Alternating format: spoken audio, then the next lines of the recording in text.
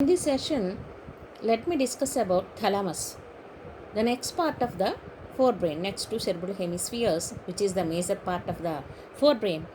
Now, let me discuss about the thalamus, epithalamus, hypothalamus, which are the parts of the diencephalon. Thalamus, generally the thalamus, it is called gateway of consciousness.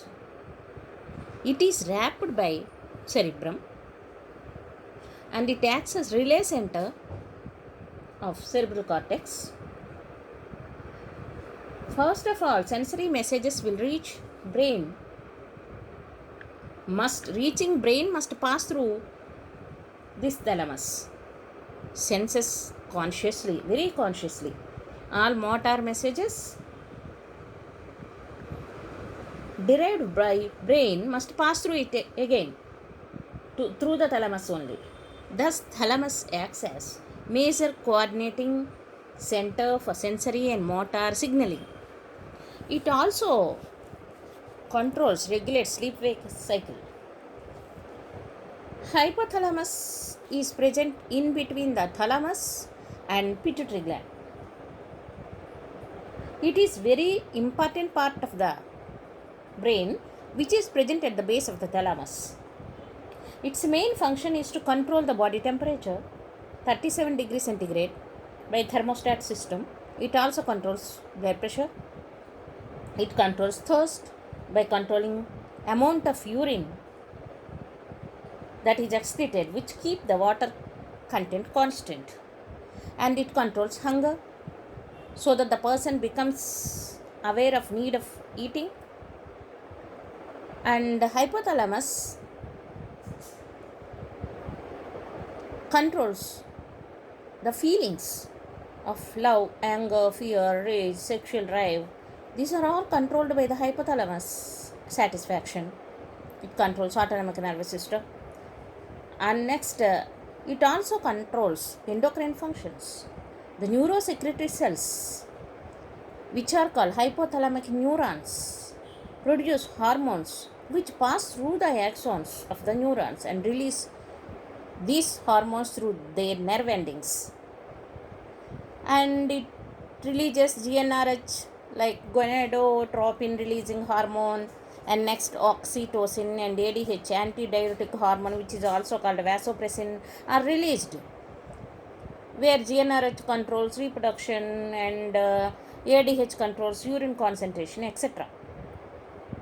So, thalamus is the gateway of consciousness. Thalamus is wrapped by cerebrum and it is relay center of cerebral cortex. The sensory messages reaching brain must pass through this thalamus, which are sensed consciously. All motor messages derived by brain must pass through the thalamus. So, thalamus acts as major coordinating center for sensory and motor signaling. Coming to hypothalamus, it is present between thalamus and pituitary gland, present at the base of the thalamus, very important part of the brain because it performs major functions like controlling body temperature, which is 37 degrees centigrade by thermostat mechanism. It controls BP also.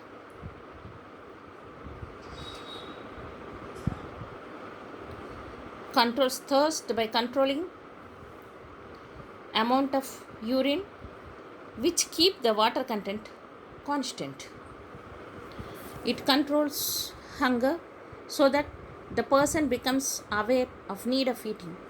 Satisfaction, feeling of love, anger, fear, rage, sexual drive are controlled by hypothalamus. It also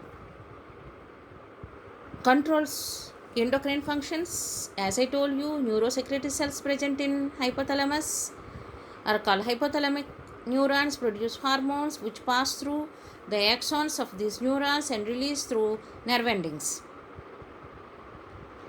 Gonadotropin releasing hormone, oxytocin and ADH are released, which control reproduction, urine concentration, etc. Coming to limbic system. What is limbic system? Generally, the inner parts of the cerebrum and the associated deep structures called amygdala and hippocampus, etc. It forms limbic system. Epithalamus, which is present on the thalamus at the back of the thalamus. So it connects limbic system to other parts. Epithalamus will have pineal gland which secretes melatonin. And now, along with hypothalamus, this limbic system is involved in regulation of various aspects of the body behavior of human being. That means for the expression of the emotions, regulations of sexual behavior, and like excitement and pleasure, etc. They are under the control of the limbic system along with hypothalamus. Coming to amygdala, it is almond shaped structure which controls moods like anger and rage. And coming to hippocampus, that is the lower present at the lower portion of the limbic fork, and it deals with the smells and memories. Recall of an event is called memory. That helps in converting short-term memory into long-term memory, which is essential for learning. So this is all about the forebrain: cerebral hemispheres, corpus callosum, gyri, sulci, sensory neurons, motor neurons, associated neurons, and thalamus, hypothalamus, and epithalamus. So this is all about the forebrain and inner structures, limbic system for emotions. So we finished with forebrain. Okay, this thalamus, epithalamus, and hypothalamus are called diencephalon, and cerebral hemispheres, and it is called telencephalon. Coming to midbrain or mesencephalon, the midbrain and hindbrain together form the brainstem. It forms brainstem. This together forms this midbrain and the hindbrain. It forms the midbrain and hindbrain will form the brainstem, which connects the cerebrum with spinal cord.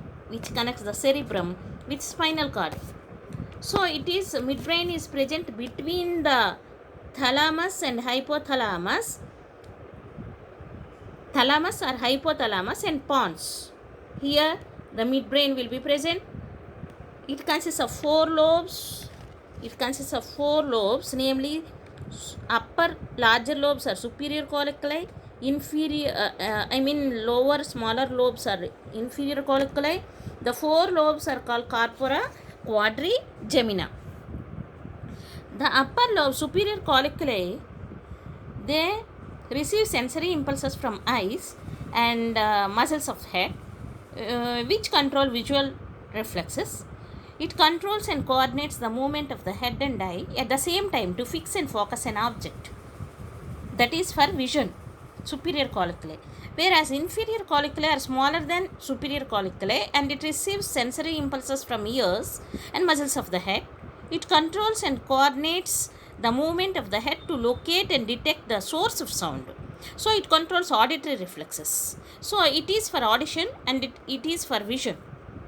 And coming to cerebral aqueduct or aqueductus of Sylvius or iter duct, the cavity of brain is generally called ventricle. Here, this cerebral aqueduct is present in the midbrain, which connects third ventricle, which is the cavity of the diencephalon, with the fourth ventricle, which is the ventricle of medulla oblongata. So, the duct is present in the midbrain. Here, these ventricles are filled with cerebrospinal fluid, which finds its way through the ventricles. So it is for giving nutrition and also it acts as shock absorber. So this is about the midbrain or mesencephalon. So here the aqueduct of cerebrum aqueduct is present like this through the midbrain.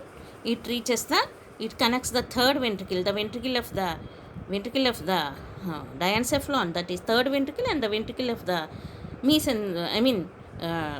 hindbrain, that is called medulla oblongata, which is fourth ventricle. This is the aqueduct of Sylvius or cerebral aqueduct or iter duct. So thanks for watching.